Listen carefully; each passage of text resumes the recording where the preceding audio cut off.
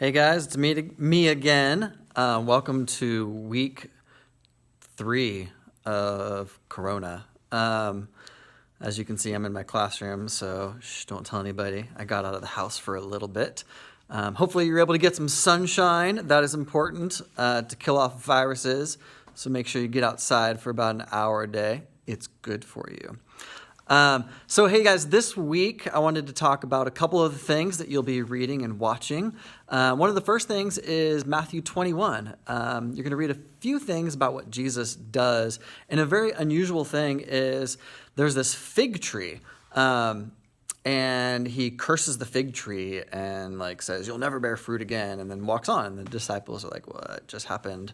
And it made me think about a Korean drama that I've been watching, which is kind of a weird connection, isn't it?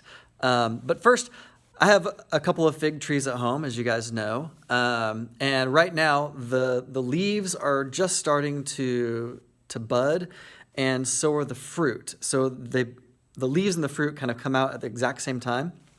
And so when Jesus was walking by, it says he only saw the leaves. There was no fruit.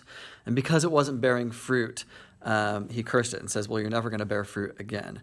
Now, in general, he's using the fig tree to symbolize Jerusalem that he had just left, and how that city that held the temple was supposed to be bearing fruit for the kingdom of God.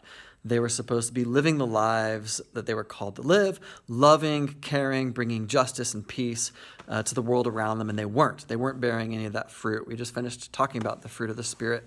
They weren't doing that. And so Jesus was proclaiming a judgment on them, which we've talked about this before, happened around the year 70. Judgment came on that nation. But I just finished watching this TV show, a Korean drama called Chocolate. It's on Netflix. You should watch it if you want to cry every episode. And at the end of the series, a lot of it's about people just dying, but there's one character who was just a goof-off, and he didn't ever take anything seriously. He was a taker, so all he cared about was himself and what he could get from other people. And someone who was dying, actually, it might have been him, had said it after he realized it. He said, "The day you wasted today is the tomorrow that somebody who died today wished for." All right, so I'm going to repeat it because it's kind of long. The day you wasted today is the tomorrow that someone who died today wished for. And actually kind of hit me thinking, did I waste today? Did I do nothing? Or was it just a day of self-consumption, of greediness or whatever? I wasted that day. Yet somebody died today or yesterday who wished they would have had one more day to do something worthwhile. And it just kind of put it in perspective for me in connecting with bearing fruit. Am I a fig tree that just has leaves that do nothing? Or am I a fig tree that bears fruit, is giving something good to those around me? So that's my challenge for you this week. Are you fruity? Are you living the life that God has called you to live? Do something that's giving to someone else today. You're also going to read in Matthew 22 about a wedding. Jesus uses wedding language to talk about the kingdom of God. And it's kind of a cool thing. A wedding is about joining two things together. And this is what the whole story is all about. It goes back to Genesis and the Garden of Eden. It's the coming together of earth and heaven, right? In this place called Eden, where man and God walk together, this joining together, the way it's supposed to be. And then that was broken, right? It was separated by sin. So then God gives these hints of togetherness. He tells the nation of Israel to build a temple. And a temple is a place where heaven and earth join together once more. But those who were in charge of the temple, they defiled it, and they were full of sin and disobedience, and eventually the temple got destroyed itself. And then Jesus walks on the scene and says, "I am the temple." Right? He is that joining place between heaven and earth. And then when Jesus left this earth, he passed that on to his disciples, and he said, "You guys, right? You are the temple. Go, bring this to the world around you. And there's this idea of hope that through us, God is bringing heaven to earth. The kingdom of God has come. And there's this future hope also.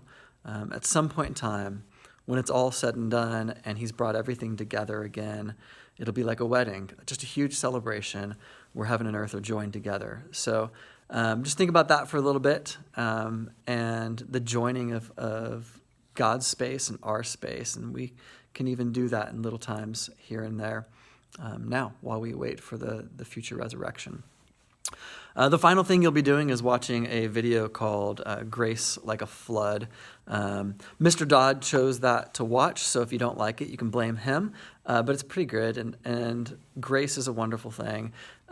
It's one of those things that we love to receive, but we don't always like to give.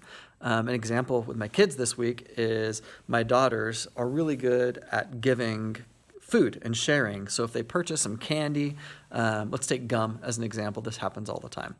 They'll buy gum at the grocery store, and then they get in the car, and all the brothers and sisters say, "Can I have a piece? Can I have a piece? Can I have a piece?"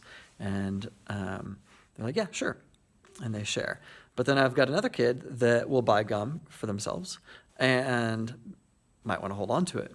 And someone says, "Can I have a piece?" And they'll say, "No, this is mine." Which might be reflecting me a little bit, because that's how I feel often. I have a hard time sharing food. So maybe I'm being convicted right now, instead of pointing it to my kids. But it happens, right? Like, we love receiving good gifts, but sometimes it's really hard to let go of a good gift to share with somebody. But hopefully after you watch that video, you'll have a greater understanding of grace and how to give the grace that God has given to us, because he's given us so much more than we can imagine.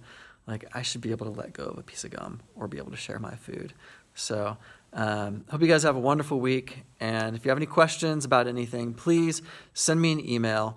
And don't forget to post something up under YouTube. I'm going to give a couple points for that. So, all right, have a great day.